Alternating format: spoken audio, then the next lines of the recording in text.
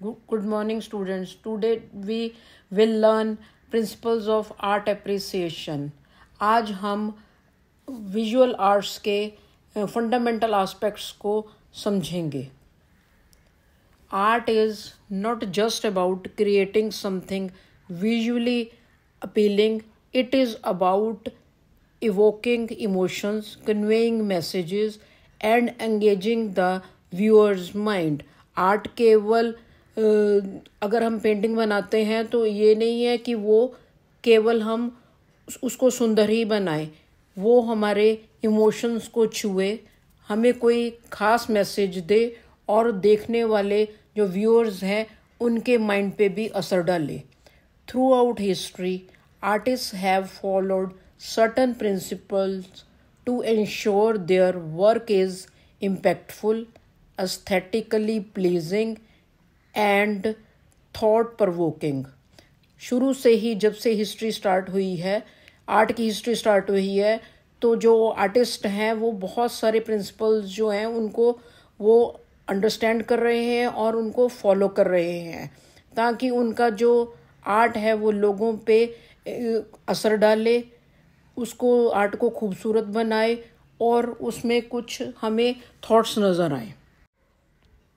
Art appreciation involves the analysis and understanding of artistic techniques, composition and the emotional effect of an art work.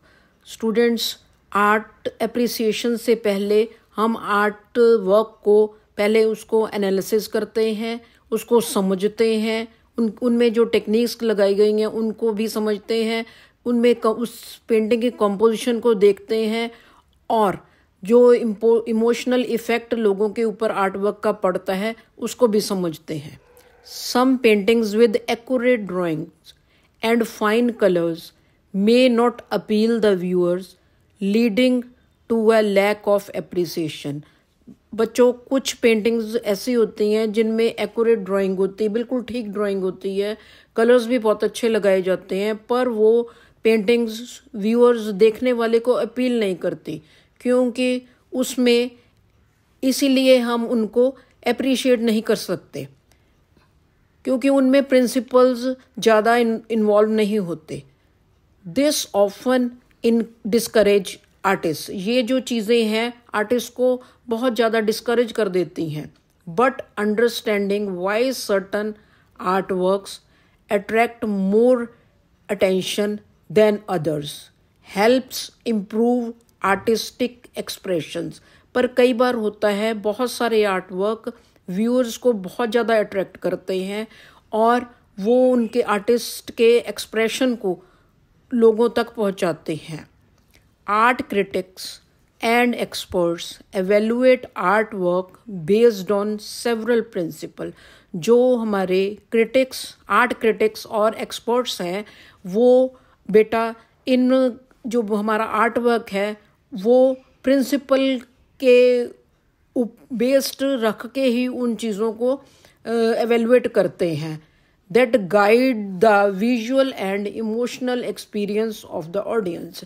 इसमें तभी ही visual और emotional experience audience का include हो जाता है. If these principles are applied effectively, अगर ये प्रिंसिपल्स जो हैं, नियम जो हैं अच्छी तरह हम अप्लाई करें, the painting become more engaging and powerful. तो क्या होता है कि जो हमारी पेंटिंग्स होती हैं वो बहुत ही पावरफुल और ब्यूटीफुल बन जाती हैं. स्टूडेंट, अब हम पढ़ेंगे centre of interest. The focal point of a painting is the element that immediately captured attention. Focal point बेटा क्या होता है? पेंटिंग, जब हम पेंटिंग बनाते हैं तो पेंटिंग में एक मेन चीज़ होती है जिसको हम सेंटर ऑफ इंटरेस्ट कहते हैं और वो जो व्यूअर्स है, देखने वाला है, उसको एकदम उसकी अटेंशन को अपनी तरफ खींचता है. Why is it important? ये हम अब पढ़ेंगे. क्या ये चीज़ ज़रूरी है? It guides the viewer's eyes and keeps them engaged. ये जो चीज़ है, ये जो देखने वाला है, व्यूअर है, उसकी आइज़ को अपनी तरफ खींचता है। इसका मतलब है कि उसकी अटेंशन को अपनी तरफ खींचता है और उनको अपने साथ अंगेज रखता है। Without a strong focal point A painting में फील स्कैटर्ड और कंफ्यूजिंग। अगर पेंटिंग में सेंटर ऑफ इंटरेस्ट ना हो तो क्या होता है बेटा, पेंटिंग जो है बिखरी बिखरी नज़र आती है और कंफ्यूज नज़र आती है, जो देख के समझ नहीं आती। How to create a strong centre of interest. हम अब समझेंगे कि strong centre of interest painting में कैसे पैदा किया जा सकता है। Use of contrast, a light subject against a dark background और वाइस वर्सा। हम ये देखेंगे कि अगर हम बैकग्राउंड डार्क लगाएं तो उसके आगे हमें कोई भी ऑब्जेक्ट लाइट कलर में लगाना होगा। Increase details, the most detail part of the painting naturally draws attentions. बेटा अगर हम पेंटिंग में डिटेल्स ज़्यादा बनाएंगे तो वो व्यूअर्स को अपनी तरफ अट्रैक्ट करेगी। Placement, often located at an intersection following the rules of thirds। हमने पेंटिंग में किस प्रकार से जो हमारे ऑब्जेक्ट्स हैं उनको बनाना है, तो ये सबसे ज़्यादा चीज़ इम्पॉर्टेंट है। और हमने पेंटिंग में ऑब्जेक्ट्स को कैसे प्लेस करना है ये भी सबसे ज़्यादा इम्पॉर्टेंट होता है। अब हम आर्ट एप्रिसिएशन में एटमॉस्फेयर के बारे में पढ़ेंगे। The mood, setting and environment depicted in a painting influence the emotions of the viewer। Painting में हम किस प्रकार से ऑब्जेक्ट्स को रखते हैं, उसमें कैसा एनवायरनमेंट दिखाते हैं, सैड या हैप्पी मूड दिखाते हैं, ये चीज़ें व्यूअर के इमोशंस के ऊपर बहुत ज़्यादा प्रभाव डालती हैं। Why is atmosphere important? क्या पेंटिंग में एटमॉस्फेयर दिखाना ज़रूरी है? It creates an immersive experience making the art work more realistic. अगर हम अच्छा चीज़ें पेंटिंग में दिखाएंगे तो वो पेंटिंग रियलिस्टिक लगेगी। Helps in story telling, sets the tone of the painting. अगर हम पेंटिंग ऐसी बनाएं जिसमें कि कोई स्टोरी डिपिक्ट होती हो तो वो व्यूअर्स के ऊपर ज़्यादा प्रभाव डालती है। टेक्निक्स टू क्रिएट एटमॉस्फेयर, हमें कैसी टेक्निक्स यूज़ करनी चाहिए पेंटिंग्स में? Colour temperature, lightning effects, brush strokes and texture. हम आर्ट एप्रिसिएशन में सब्जेक्ट मैटर के बारे में पढ़ेंगे। द थीम और story that N art work conveys. हम पेंटिंग में किस प्रकार का सब्जेक्ट मैटर बनाएं और कैसी हम उसमें स्टोरी बनाएं ताकि वो लोगों को एक अच्छा मैसेज कन्वे करे। Why is it important? क्या ये ज़रूरी है? It effects the artist emotions, experience and perspectives. यह आर्टिस्ट के जो इमोशंस हैं, एक्सपीरियंस हैं, उन चीज़ों पे इफ़ेक्ट डालता है। A clear subject matter allows viewers to connect with the artwork। अगर हम सब्जेक्ट मैटर बिल्कुल अच्छी तरीके से पेंटिंग में शो करेंगे तो वो जो व्यूअर्स है उसके साथ अच्छी तरह कनेक्ट हो सकेगा। एलिमेंट्स टू कंसिडर, हमें कैसे एलिमेंट्स पेंटिंग में डालने हैं अब उसके बारे में हम पढ़ेंगे। Symbolism, objects that carry deeper meanings, narrative, the story being told through visual cues, title and relevance, the painting's name should align with its visual elements। अब हम आर्ट एप्रिसिएशन में कलर स्कीम के बारे में पढ़ेंगे। Colours influence emotions, depth and composition. जो colours हैं वो इमोशंस पे, डेप्थ पे और कंपोजिशन में बहुत ज़्यादा प्रभाव डालते हैं। Why is colour important? क्या रंग ज़रूरी है? Enhances visual appeal and realism.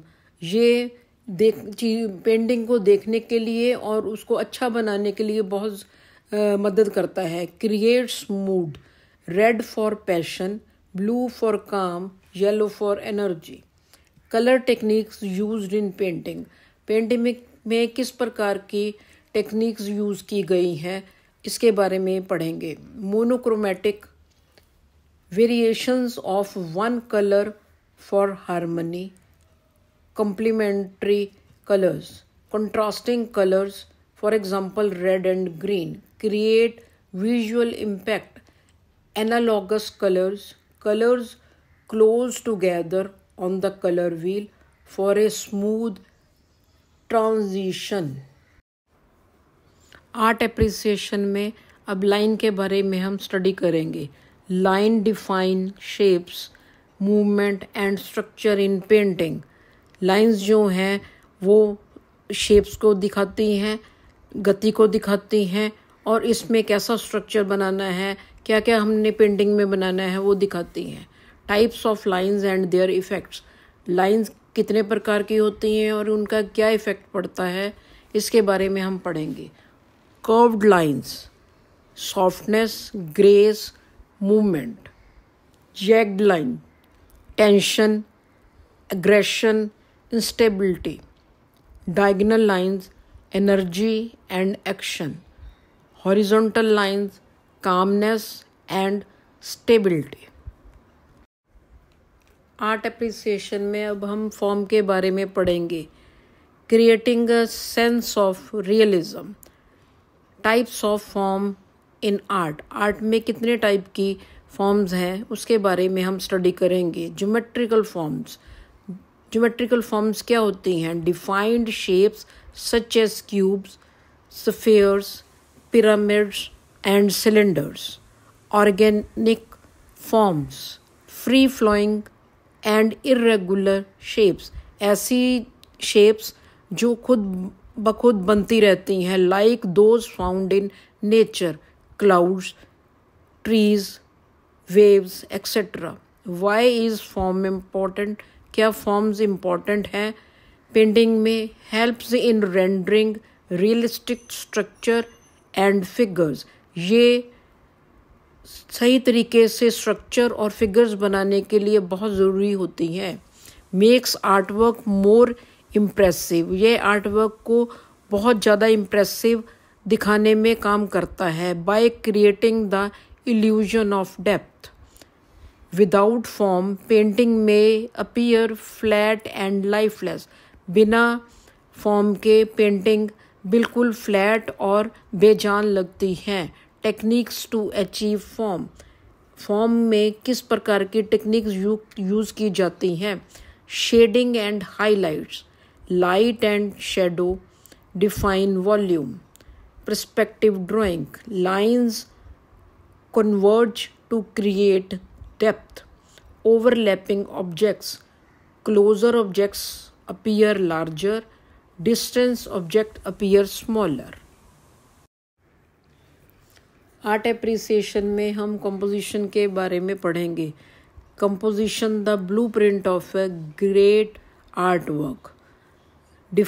Definition of composition, हम अब कंपोजिशन की डेफिनेशन के बारे में पढ़ेंगे। Composition is the arrangement of elements, composition में जितने भी हमारे एलिमेंट्स हैं उनको अरेंज किया जाता है, जैसे shapes, colours, subjects etcetera, within an artwork to create a harmonious and balance design. इसमें कंपोजिशन के दौरान हम हारमोनियस और संतुलित डिज़ाइन बनाते हैं। Why is composition crucial? Guides the viewer's eyes smoothly across the painting. कंपोजिशन में ये जो चीज़ है ये व्यूअर्स को किस प्रकार से सारी पेंटिंग को स्टडी करना है वो सिखाती है। Ensures visual balance so no part of the artwork feels too empty or overcrowded.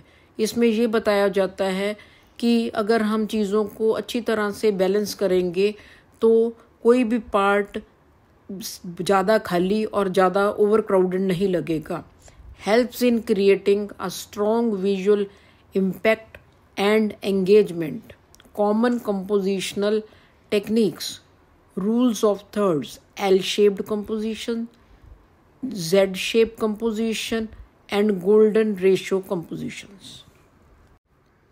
Art appreciation में हम बैलेंस के बारे में पढ़ेंगे. Balance, visual stability in art. What is balance? Balance क्या होता है?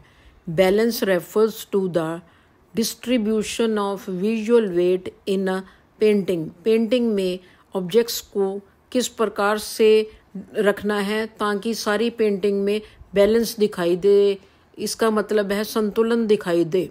N unbalanced composition can make an artwork feel awkward or incomplete. जो पेंटिंग या कंपोजिशन अनबैलेंस होती है, जिनमें संतुलन नहीं होता, वो इनकम्प्लीट दिखाई देती हैं. Types of balance in art. Art में किस किस प्रकार का बैलेंस यूज किया जाता है? सिमेट्रिकल बैलेंस, जिसको हम फॉर्मल बैलेंस भी कहते हैं. असिमेट्रिकल बैलेंस, जिसको हम इनफॉर्मल बैलेंस कहते हैं. How to achieve balance.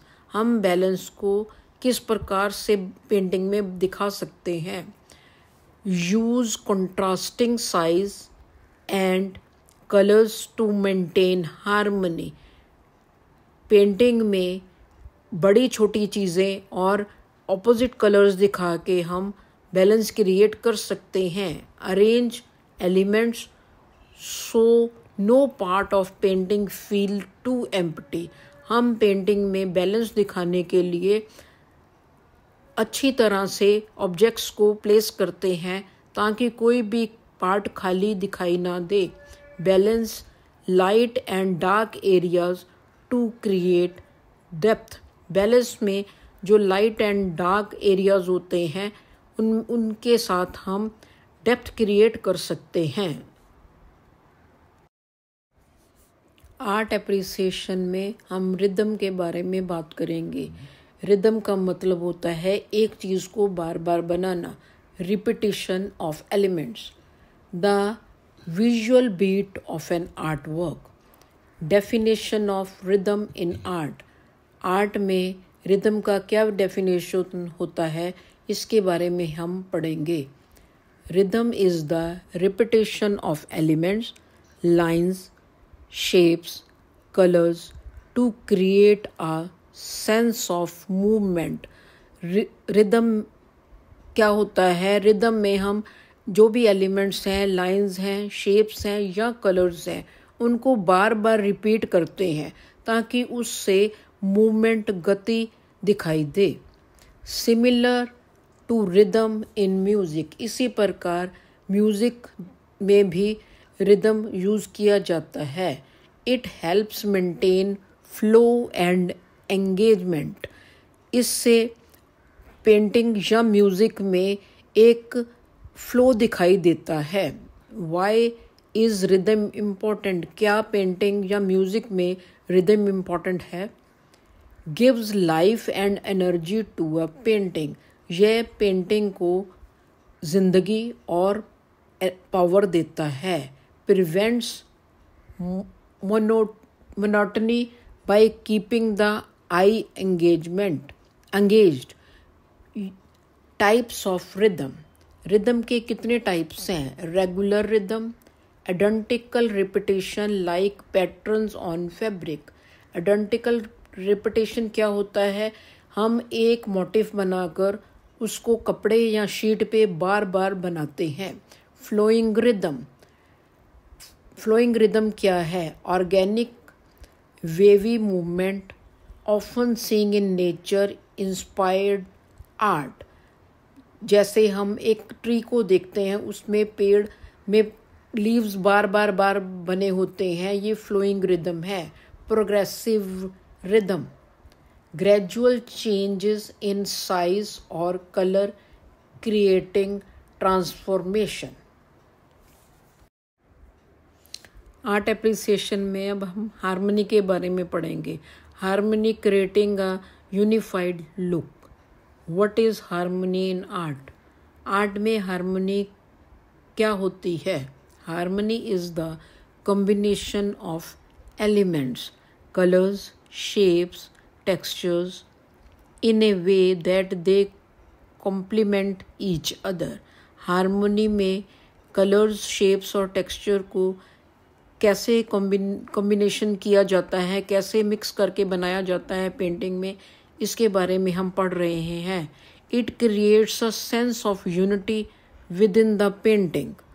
ये पेंटिंग में एक यूनिटी पैदा करता है.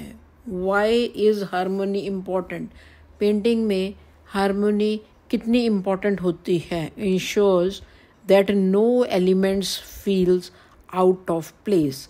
अगर हम पेंटिंग में हारमोनी ना यूज़ करें तो जो एलिमेंट्स हैं वो अपने आप को आउट ऑफ प्लेस फील करेंगे. A painting with too many conflicting elements can feel chaotic. How to create harmony? Harmony हम कैसे create कर सकते हैं? Use a consistent color palette, analogous और complementary colors. इसका मतलब है हम या तो एक जैसे कलर लें या opposite colors लें.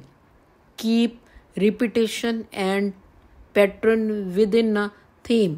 हम जो है थीम में बार बार चीज़ों को यूज़ करेंगे और पैटर्न्स को भी बार बार यूज़ करेंगे. Ensure smooth transitions between different areas.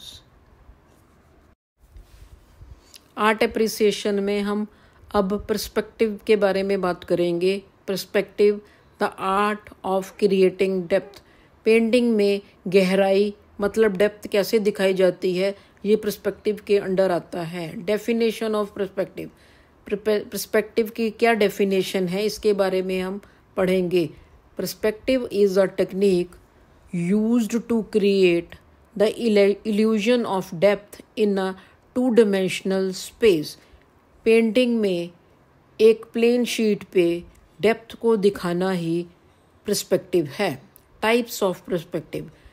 कितने तरह का पर्सपेक्टिव होता है? Linear perspective. Use converging lines that meet at a vanishing point. दो लाइन जो एंड में जाके एक वेंशिंग पॉइंट पे मिलती हैं. For example the school of Athens bye Rafale. Rafale की पेंटिंग स्कूल ऑफ एथेंस है, उसमें ये चीज़ दिखाई गई है. एरियल मतलब atmospheric perspective. Objects in the distance appear lighter and less detailed. Painting में जो दूर के ऑब्जेक्ट होते हैं उनमें एक तो डिटेल कम होती है और वो लाइट कलर के दिखाए जाते हैं.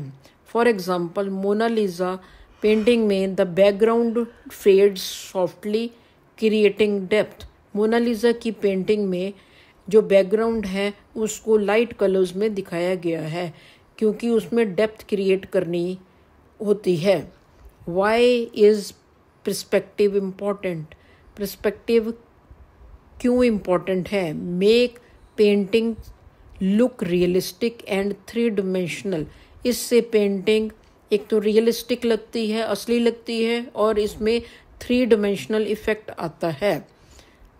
Helps in defining spectral relationship between object. ये ऑब्जेक्ट्स के बीच में आपस में संबंध को दिखाती है. आर्ट एप्रिसिएशन में अब हम प्रोपोर्शन के बारे में पढ़ेंगे. Proportion getting the right scale. What is proportion? Painting में प्रोपोर्शन क्या होता है? Proportion refers to the size relationship between different elements in a painting. Painting में ऑब्जेक्ट्स को छोटा या बड़ा किस प्रकार से हमने प्लेस करना है, इसका मतलब प्रोपोर्शन होता है. Why is proportion important? Proportion किस लिए ज़रूरी है, अब इसके बारे में हम पढ़ेंगे. Incorrect proportions can make figure look distorted और अननेचुरल. अगर प्रोपोर्शन ठीक नहीं बनेगा तो उसमें फिगर्स जो हैं वो टूटी फूटी नज़र आएंगी और नेचुरल नहीं होंगी. Example, a painting where the head is too large, जिसमें हेड को बहुत बड़ा दिखाया जाता है, for the body would look unbalance, उसमें जो बॉडी है या जो पेंटिंग में आकृति है वो बहुत छोटी दिखाई देगी। How to achieve correct proportion, हमें किस प्रकार से सही प्रपोर्शन दिखाना है। Use the golden ratio for aesthetically pleasing proportion, apply human anatomical measurement for realism, हमें ह्यूमन की जो फिगर है उसको किस प्रकार से मेजर करके नाप कर बनाना है वो इसके बारे में बताया जाता है। इस चैप्टर में हम अब आर्ट एप्रिसिएशन को कंक्लूड करेंगे। Understanding the principles of art appreciation allows us to analyse and enjoy art work more deeply. अगर हम प्रिंसिपल्स ऑफ आर्ट को जो है वो अच्छी तरह से समझ जाएंगे तो जो हमारा पेंटिंग है वो भी ब्यूटीफुल और एनर्जेटिक लगेगी। These principles help artists create visually stunning, emotionally powerful piece. In principles के साथ जो आर्टिस्ट की पेंटिंग है वो बहुत ही सुंदर और इमोशनली पावरफुल मास्टरपीस बन जाएगा।